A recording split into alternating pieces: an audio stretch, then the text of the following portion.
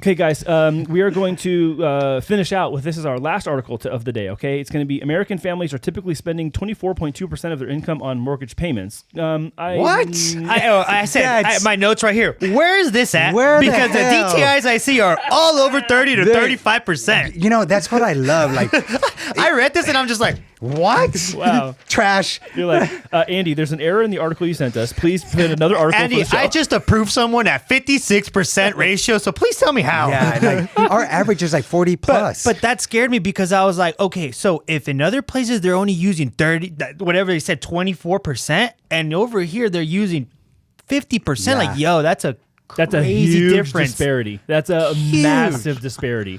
And so I love our faces. What? And maybe because we're here in California that we think this is so alarming, Again, but this is nationwide, Brian. Yeah, but the context. Yeah, you're right. The context totally matters. I mean, this is a National Association of Realtors report. not here in California. And by the way, this was with a quote unquote typical existing single family home with a 20% down payment. Okay, even worse. This is after putting 20% down. I'm over here, minimum payment, VA loan, no. Yeah, no. I mean, here's the thing I was gonna say about this. I think that's great Got for the excited people there. who are living at this level of existence. That's fantastic. Here's what I would also say, and this is going to be the nostalgic part of old Andy, is that, man, I really want this for everybody. I would love this for everybody else, because this is not true for most of the people that were qualifying and who are making really good income to qualify in San Diego, but it's still 35, 40, 45% of your income that's going to the housing payment. But it also reflects a state of our little pocket of the world where San Diego, it's just getting more expensive to stay here and to qualify. And this is a reflection of the rest of some of the other parts of the country where, you know what, people can walk in and only spend 24%. Yeah. I love that for people. I really do. I mean, listen, I just qualified this morning 2 active military personnel, and they're both received their BAH. Dual income was 16,200 and change. Their BAH was 16,000? No, Combined income. Combined income. Oh, combined. Okay, got it. Combined income. Well, still 16 And then grand. that's me grossing up Yeah. their non-taxable like BAH and BAS, right? Jeez. And obviously, they have to get into something. So 950 is what I approved them at, and their back-end ratio was at 45%. Wow, that's crazy. I mean, that's what it is, right? I mean, I'm hoping they do find something between that 7 and 950, but Like you said, 700 and 950? 700,000? 700 to 950,000. That's Yeah, a qualify big from range. 950,000. You know, we put that calculator with the 3 payment scenarios, etc.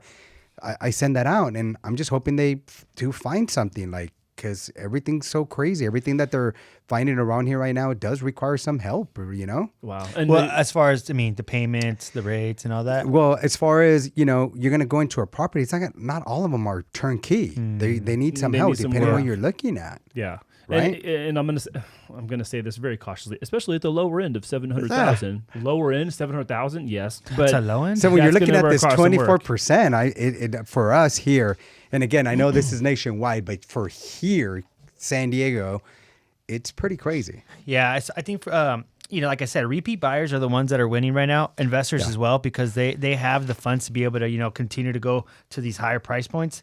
And it says right here, first-time buyers typically spend 36.5% of their family income on mortgage payments. So that's a little bit more reasonable. Okay, Yep. You add some debt on there. Now you're up to the 40. Yeah, you know? 40s. yeah.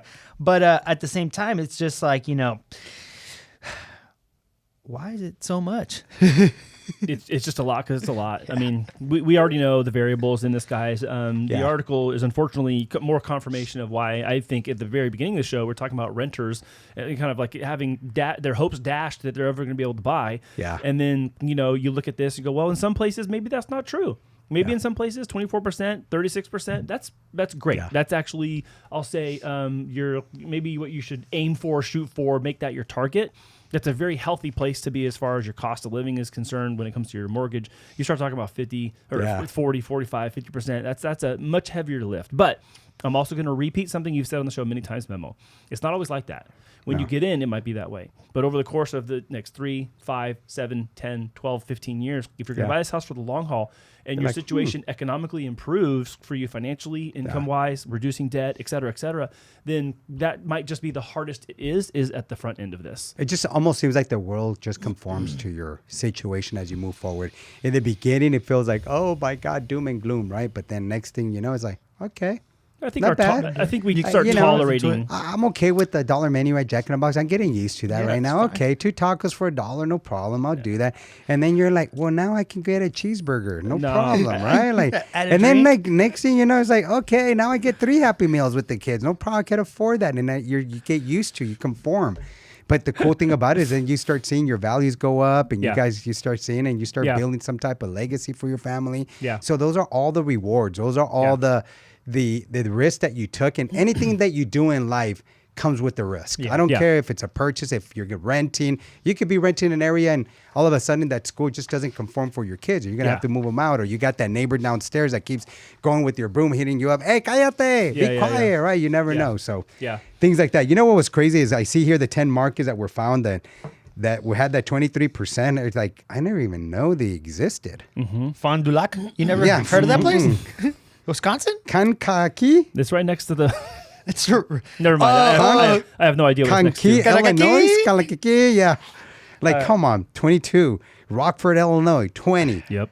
You know? Yeah. Like, this other city, Campaign, Urambana? I think the Illinois. takeaway is... Champagne. Oh, is that what it is? I think the takeaway is that there are places where, entering into home ownership actually is still accessible. Yeah. And so much of the time we I'm talk glad. here is, yes, and so much of the time we talk about here is the challenges. But again, we also have like wild successes with people that are coming to San Diego, investing in San Diego, buying in San Diego, staying here, keeping their place, or whatever.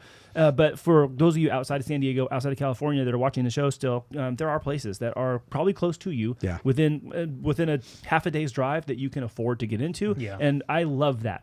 There's a lot of things about real estate and mortgage that I think are troublesome to us as professionals, but I am still hopeful that there is a way to enter the market for people. Yeah. And I kind of like this set of articles today because of addressing some of the challenges and what we need to do to fix them, but also just the reality that it can still exist for some people, and I want everyone to still have hope for those things. Yeah, exactly. Stay encouraged, stay optimistic.